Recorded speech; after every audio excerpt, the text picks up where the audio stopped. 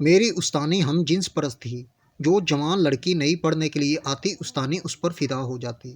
میں 16 سال کی تھی جب استانی کے پاس پڑھنے گئی تو کچھ دنوں بعد مجھے محسوس ہو گیا کہ استانی مجھ پر کچھ زیادہ ہی مہربان ہوتی جا رہی ہے۔ میں کافی صحت مند تھی، میرا بھرا بھرا جسم ہر کسی کو اپنی طرف کھینچنے کے لیے کافی تھا۔ اس دن استانی نے سب بچوں کو چھٹی دے دی اور مجھے یہ بول کر روک لیا کہ کچھ ضروری کام ہے۔ سب بچے چلے گئے تو استانی مجھے بیڈ روم میں لے گئی اور خود باتھ روم چلی گئی۔ تھوڑی دیر بعد استانی کو دیکھتے ہی میرا منہ کھلے کا کھلا رہ گیا۔ استانی نے نہ ہونے کے برابر لباس پہن رکھا تھا۔ میری تو شرم سے آنکھیں ہی جھک گئیں۔ استانی آہستہ سے چلتی میرے پاس آ کر بیڈ پر بیٹھ گئی، لیکن اگلے لمحے میری ٹانگوں سے جان ہی نکل گئی جب استانی نے اپنا ہاتھ میری قمیض میں ڈال کر میرے نرم نرم رقیہ آنٹی کی شیریں زباں پر اس کی ساری طلباء اس کی گرویدہ ہو چکی تھی۔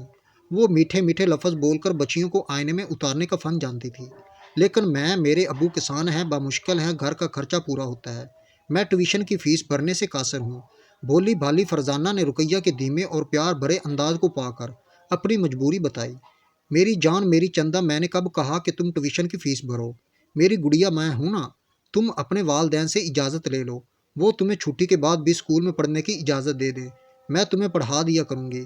فرزانہ کا ہاتھ اپنے دونوں ہاتھوں میں لے کر وہ نرمی سے سلاتے ہوئے بولی۔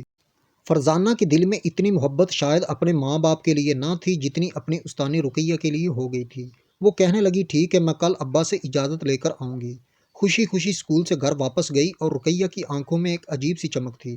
اسے یہاں گاؤں میں آئے ہوئے زیادہ وقت نہیں ہوا تھا، بس 6 ماہ گزرے تھے، اور پچھلے 6 ماہ سے وہ گاؤں کے ایک چھوٹے سے اسکول میں بچیوں کو تعلیم دلوانے کے لیے جا رہی تھی۔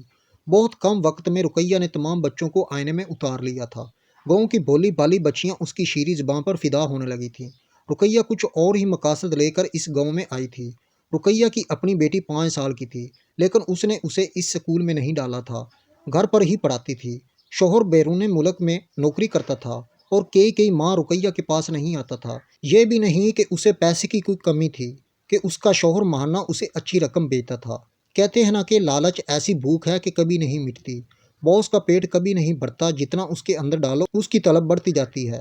رقیہ کے ساتھ بھی کچھ ایسا ہی معاملہ تھا۔ بچپن سے ہی غربت دیکھی تھی، کئی دن کے فاقے کاٹے تھے۔ گورنمنٹ اسکول میں اس نے 10ویں پاس کی تھی۔ وہ شروع سے ہی ذہین تھی، اس لیے 10ویں کے بعد اپنے ہی خرچے سے اس نے اپنی جماعتیں پاس کی تھیں، لیکن اساتذہ کو ملتا ہی کیا ہے، چند ہزار کی تنخواہ۔ بس رقیہ تیز دماغ رکھنے کے ساتھ ساتھ خوبصورت بھی تھی۔ جمال اس کے گھر کے سامنے ہی رہتا تھا۔ جمال کی بہن سے رقیہ کی بہت دوستی تھی۔ جب رقیہ کو یہ پتہ چلا کہ جمال پڑھا لکھا نوجوان اور دبئی میں نوکری کرتا ہے، اچھا کماتا ہے، اچھا کھاتا ہے، اس کی بہن کے ساتھ مراسم بڑھانے شروع کر دیے۔ دھیرے دھیرے وہ ان کے گھر چلی جاتی تھی۔ جمال جن دنوں دبئی سے آیا ہوا تھا، میڈم صاحب نے اپنی ادائیں اور شیریں زبان سے اسے اپنا اسیر بنا لیا تھا۔ حالانکہ جمال کی پہلے سے ہی اس کی خالہ کے گھر منگنی ہو چکی تھی، لیکن وہ رقیہ کی محبت میں ایسا گرفتار ہوا کہ اس نے اپنے گھر والوں سے صاف کہہ دیا کہ شادی کرے گا تو صرف رقیہ سے۔ والدہ نے اور بہن نے جب جمال کی یہ بات سنی تو رقیہ کو اپنے گھر آنے سے منع کر دیا، اور جمال کو بھی سمجھانے لگیں کہ ان کے خاندان میں ہمیشہ برادری میں ہی شادی ہوتی ہے۔ لیکن جمال کہنے لگا کہ وہ صرف رقیہ سے محبت کرتا ہے، اس سے شادی بھی کرے گا۔ پہلے تو جمال کی والدہ نے خوب مخالفت کی، رقیہ کو بہت برا بھلا کہا، لیکن جمال اپنے فیصلے سے ہٹنے کو تیار نہ تھا۔ آخر کار ماں بہن کو بھی ہار ماننی پڑی۔ انہوں نے رقیہ کا رشتہ مانگ لیا۔ رقیہ تو اپنی جیت کا جشن منا رہی تھی اور خود پر جتنا بھی اترائی کم ہی تھا۔ اس نے اپنے تیز دماغ اور خوبصورت چہرے اور شیریں زباں کے جوہر دکھا دیے۔ اس نے جمال سے شادی کر لی۔ ساس نند کا رویہ اس کے ساتھ بس لیا دیا ہی تھا، جہاں ان کا اکلوتا بیٹا تھا اور گھر کا واحد کفیل بھی۔ رقیہ کو نہ تو ساس اور نند کے رویے کی پرواہ تھی اور نہ ہی کسی اور چیز کی۔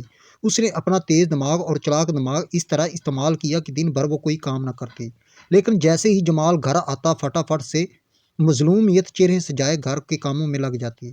جب جمال کی والدہ نے رقیہ کے رویے کی شکایت کی تو وہ الٹا اپنی ماں سے ہی کہنے لگا، جب بھی میں گھر آتا ہوں رقیہ مجھے کام کرتی ہوئی نظر آتی ہے، ہر وقت تو وہ کچن میں رہتی ہے، پتہ نہیں آپ پھر بھی اس پر کیوں اتنے اعتراضات کرتے ہیں۔